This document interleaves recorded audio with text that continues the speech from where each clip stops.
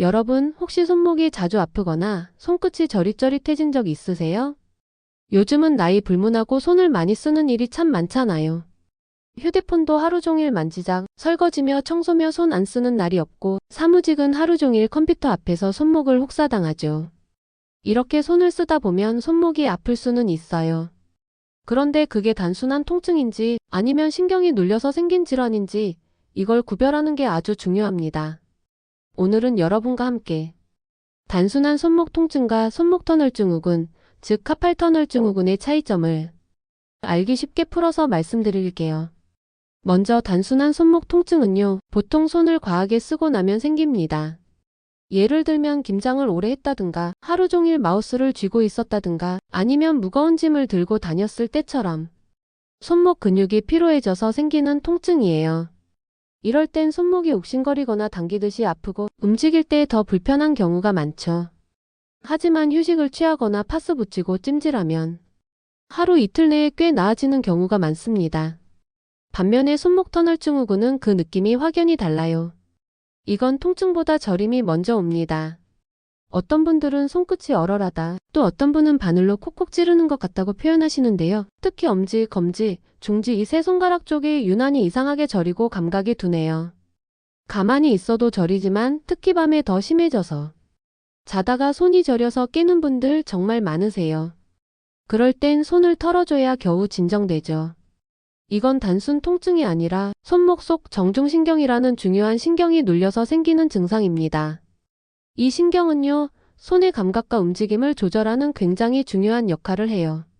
그런데 손목 속 터널 이름하여 카팔 터널 안에서 이 신경이 눌리면 저림뿐만 아니라 힘이 빠지고 나중엔 손가락에 힘이 잘 안 들어가요.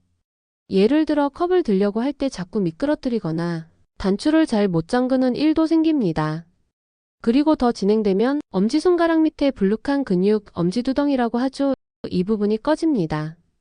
그럼 젓가락질도 어렵고 짚어 올리는 것도 힘들어지고 일상생활에 큰 지장이 생기죠. 또 한 가지, 그냥 피곤해서 생긴 손목 통증은 대개 손목 전체가 뻐근하지만 손목 터널 증후군은 유독 특정 손가락들이 저리고 감각이 둔해집니다. 그러니까 어디가 아픈지 찬찬히 살펴보는 게 중요해요. 게다가 이 병은 중년 여성, 특히 40대에서 60대 여성에게 많이 생깁니다. 폐경이나 호르몬 변화 또는 당뇨, 갑상선, 류마티스처럼 전신 질환과도 관련이 있거든요. 그러니 단순한 손 통증이 아니라면 꼭 전문의와 상담해 보셔야 해요.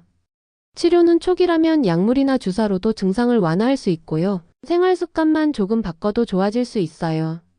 예를 들어 키보드 앞에 손목 받침대를 놓거나 손목 스트레칭을 틈틈이 해주는 것, 이런 작은 실천이 큰 차이를 만듭니다. 하지만 저림이 심하고 근육까지 위축되었다면 작은 절개를 통해 신경을 눌렀던 인대를 풀어주는 수술도 필요할 수 있어요. 요즘은 수술도 짧고 마취도 간단해서 회복이 빠르답니다. 무엇보다 중요한 건 시간이 지나면 낫겠지 하고 방치하지 않는 것입니다. 저림은 단순한 증상이 아니라 몸이 보내는 신호거든요.